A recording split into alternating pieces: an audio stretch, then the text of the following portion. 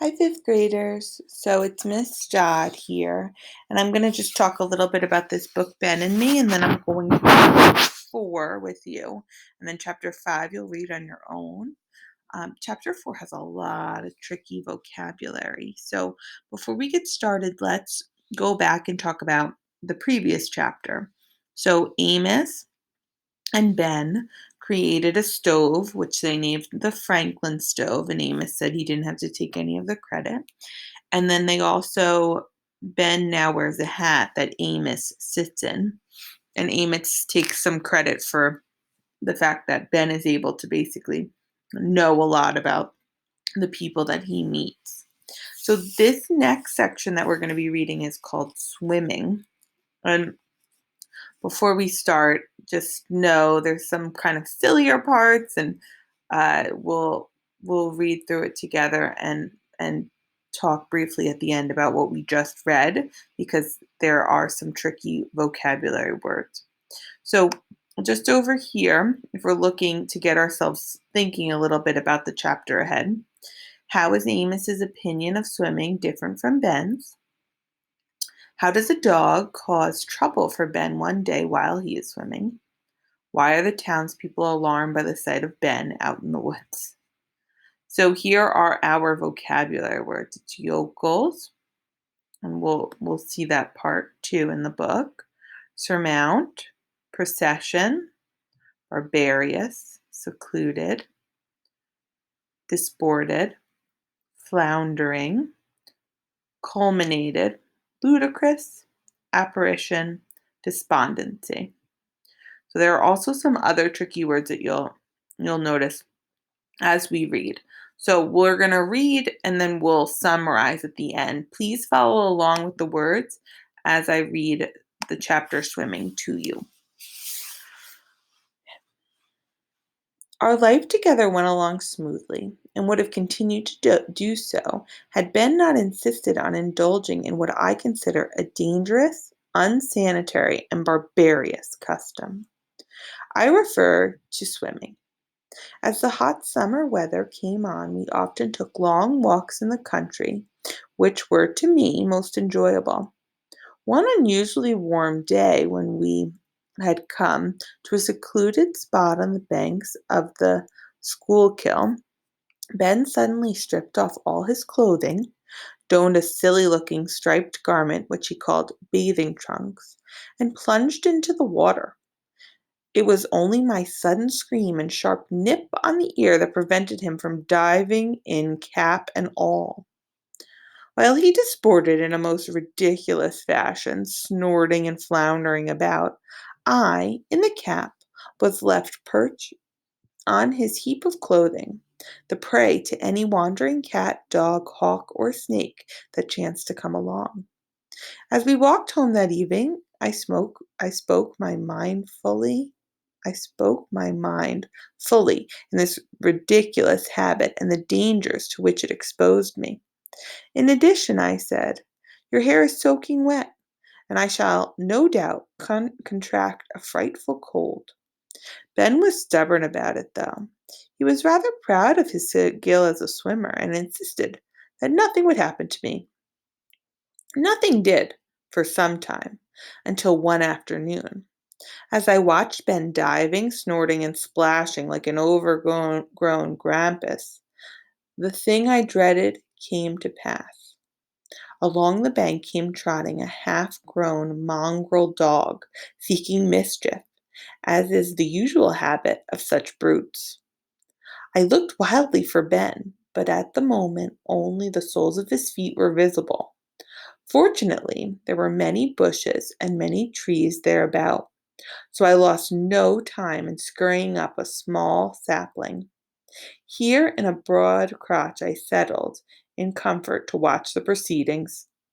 The cur, which is the dog, spying Ben, rushed to the bank, barking furiously. Ben shooed and shouted as he floundered frantically toward shore. The pile of clothing next attracted the dog's attention. Nosing it over, he selected the cap and trotted off with it just as Ben, dripping and panting, slithered up the muddy bank. With a wild cry of Amos, Amos, Ben charged after him. Apparently, this was just the sort of frolic the dog had been seeking. So for a full quarter hour he had a jolly romp with Ben. Poor Ben coaxed, pleaded, and threatened, but to no avail. Had I not been in such a temper, his ridiculous antics would have been most amusing. At length, tiring of the game, the mongrel picked up the cap and trotted off up the river bank, hotly pursued by Ben, who dashed through thickets and over rocks with utter disregard of his ill-clad person. So he still didn't have his regular clothes on. Scarce had they disappeared around a curve in the river bank when two country yokels appeared on the scene. Yokels. Noting the pile of clothing and failing to discover its owner. They became greatly excited. Their excitement increased on discovering Ben's silver watch engraved with his name. "The great Dr. Franklin," they shouted. "Drowned! Drowned!" and took to their heels in the direction of Philadelphia, carrying Ben's clothes with them. It was warm and sunny in my tree and very quiet now. Far up the river I could still hear occasional sounds of barking. These finally culminated in a terrific outburst of yelps and howls. Then all was silent and I dozed. I was wakened by the footfalls of an approaching figure which I took to be Ben, but few could have recognized in that ludicrous and bedraggled apparition the famous Dr. Franklin. His legs were muddied, bruised, and scratched, his bathing trunks torn, his glasses missing, his wet hair, which hung in low, disordered wisps, was surmounted by the fur cap worn at a drunkenly rakish angle. As he approached, limping, he kept up a continual sound of finger snapping, whistling, and clucking. "Amos! Amos!" he called. "Amos, where are you?"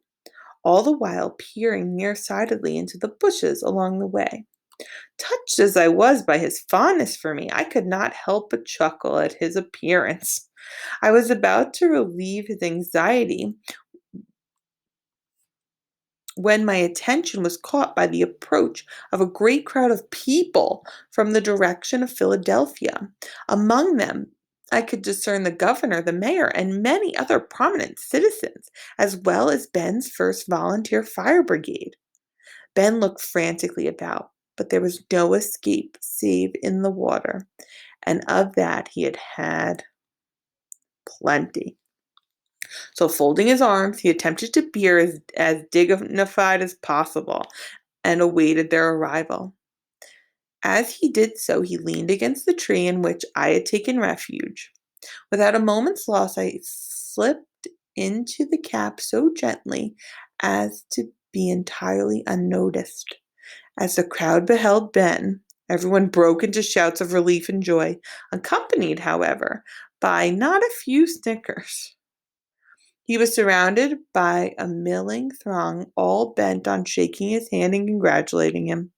Various articles of clothing were loaned, and he was soon decently garbed. Through it all, however, Ben preserved an appearance of the utmost despondency. The governor approached, offering his hat, a very elegant affair, trimmed with lace and gold braid. "Permit me, Dr. Franklin," he said, most courteous. "Pray do me the honor to wear this. Your present headgear appears, slightly disheveled." "Never!" cried Ben angrily. "This cap shall never leave my head." And he reached up both hands to settle it more firmly. I bit his thumb. "Amos!" he exclaimed happily. "Beg pardon?" said the governor.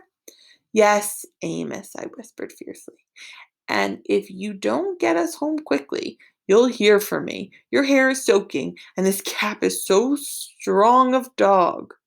I'm half suffocated." Ben brightened up at once, and by the time the procession reached home, was as pleased with himself as though he had done something really smart. instead of just scaring half the town to death. Okay, so that chapter was just a silly thing that seemed to happen to Ben and Amos. So Ben was swimming in the river, and a dog went and took Amos in the cap, and Amos found a place to hide, and then Ben starts running after the dog to get the cap. Amos the whole time seemed to be safe, but then there were people like that had found Ben's clothes and his watch. And so they brought it to the townspeople and they said, "Look, Ben Franklin must have drowned." And so then the townspeople went out to the river to see what was going on. And then there was Ben in just his swim trunks running around. But then all the townspeople seemed happy to find that Ben was okay. So that's chapter 4. And now you're going to try to read chapter 5. But before you do, I would go back and look at those questions and some of the vocabulary. All right. Well, good luck with the rest of today's, and I hope this helped a little bit. All right. Talk soon.